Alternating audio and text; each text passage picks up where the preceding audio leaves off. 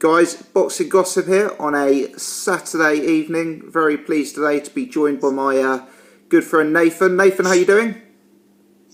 All right, mate. How are you? Yeah, very good, very good, very good. So, just to introduce Nathan, we haven't had him on the channel before.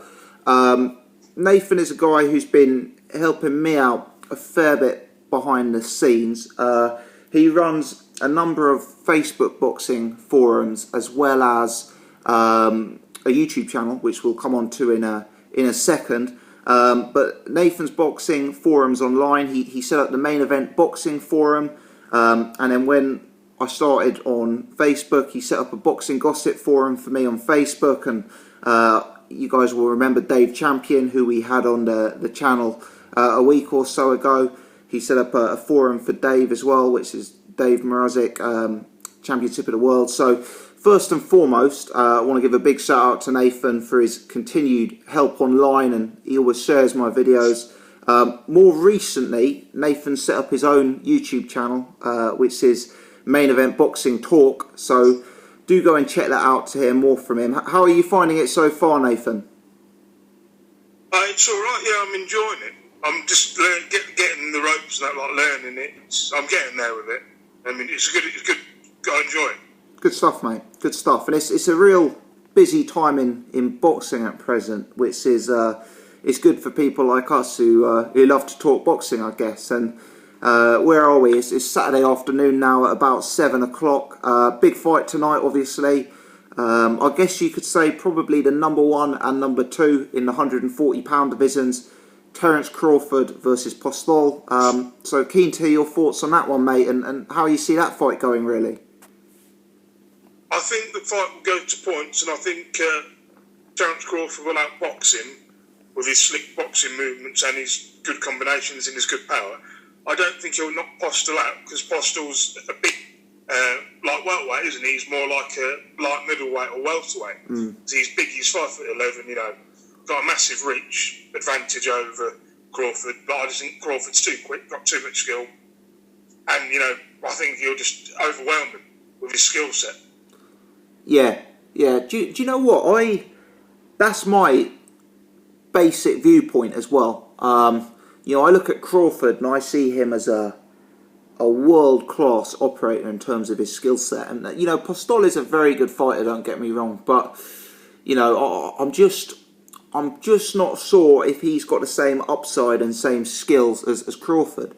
I think one thing a lot of people are talking about is the fact that Crawford has that propensity to be quite a slow starter. You know, often he'll come out, he'll have a look at the opponent, potentially give up a few rounds. And Postol is a quick fighter, you know, a quick starter. He comes out, he gets his boxing started straight away, he can pick up the early rounds. Do you think there's much of a risk that, you know, Crawford could find himself 3 or 4 rounds down and potentially the fight then becomes a lot closer than a lot of people are predicting? It could do, yeah, because he's a slow starter, he'd have to catch up a little bit, and I think then he'll probably go to a split decision. You know, I think it's going to be a close fight in terms of the scoring line. I don't think anybody's going to get knocked out. It's not going to be a landslide victory for Crawford, but, you know, I think it'll be interesting if it does get, like, you know, we want to see a close fight. We don't want to see a one-sided Mayweather type fight.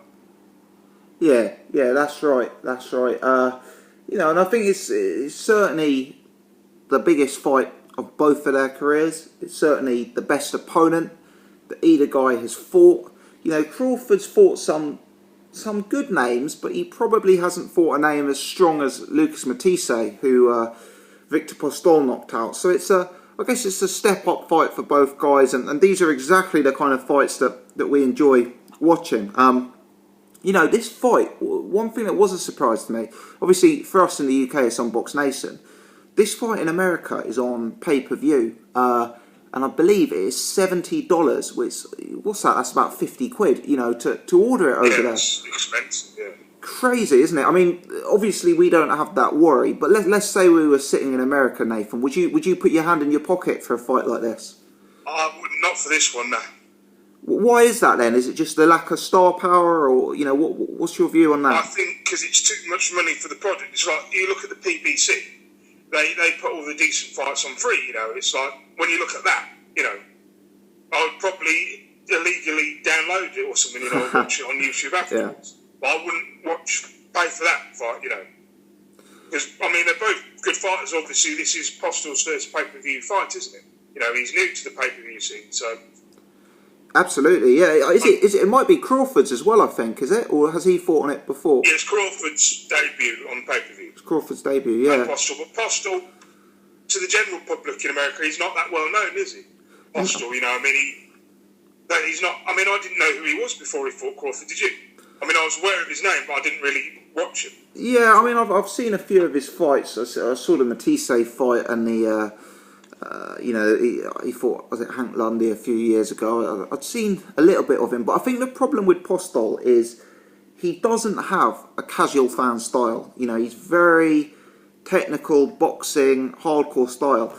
Outside of the ring, he isn't exactly a personality. You know, he's not like an Adrian Broner personality. He's dull. He's dull, yeah. So you've got a guy who, he's not American, which means the American public possibly won't buy into him to the same extent. He's not known as a mega puncher. He's not got that sort of hard casual fan come for a war style. He's not got the personality. I mean, I'm not being down on him because, you know, I think it's a great fight. But in terms of the business side of making this a pay-per-view, I wonder if this would have been better off if they put it on regular TV and then both guys could have got that exposure. Yeah. Because you know what's better? For a guy like Crawford and Postol, sure, they'll make a bit more money off having it off pay-per-view, but wouldn't it be better for them to take slightly less money and have that massive exposure? You know, that's my perspective on it. Yeah, I mean, you're getting bust. I mean, Crawford's already a star, as we know. You know, he's two-weight division world champion, you know. And like, he's got all the character and all the marketability, whereas Postol hasn't. I think Crawford solved this fight, hasn't he? Not Postol. Yeah, possibly. I mean, Crawford is more marketable than Postol because he's got a bit of a backstory. He's American. He's probably a more entertaining fighter, but at the same time, he's still not. He's still not the sort of the big mouth, or he's not the sort of real. He doesn't sort of war. You know, he's more. It's what I'm getting at is how he's going to become, how he's going to turn himself from where he is now to a Floyd Mayweather type, and I just think it may have been a bit of a poor decision to go pay-per-view, personally. What I was going to ask you, Nathan, is let's look past this fight for one moment, because obviously this is a good fight and it potentially could go either way. But, you know, we're both picking Crawford. The bookies are picking Crawford. Let's say Crawford does the business. Where does he go from there, in your opinion? How does he move himself forward to becoming that mega name? I would say you'd have to get someone like a Pacquiao in the ring, you know, someone of that ilk. Or if not, move up to welterweight, because I think there's bigger fights for him at welterweight. You know, like the Kell Brooks, the Errol Spencers, people like that, you know. That would be better for him. I don't see any value with him unifying with someone like Ricky Burns, you know. It don't make any sense.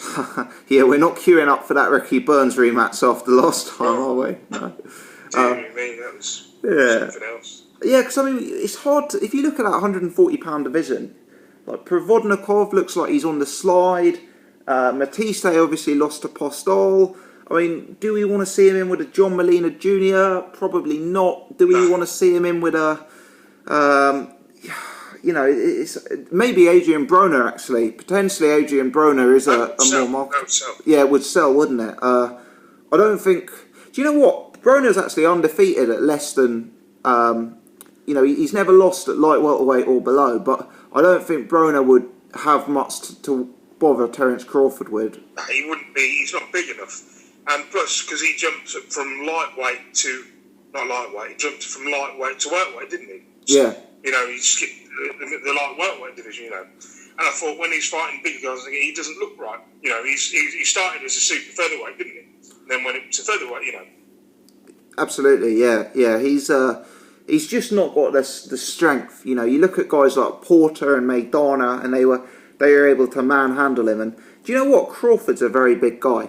People forget that because, you know, if you look at this Matisse fight, Matisse looks even taller. But I saw a photo recently. I don't know if you saw it. It was a photo of Crawford and Mayweather at a basketball game, and Crawford looked much bigger than Floyd Mayweather. You know.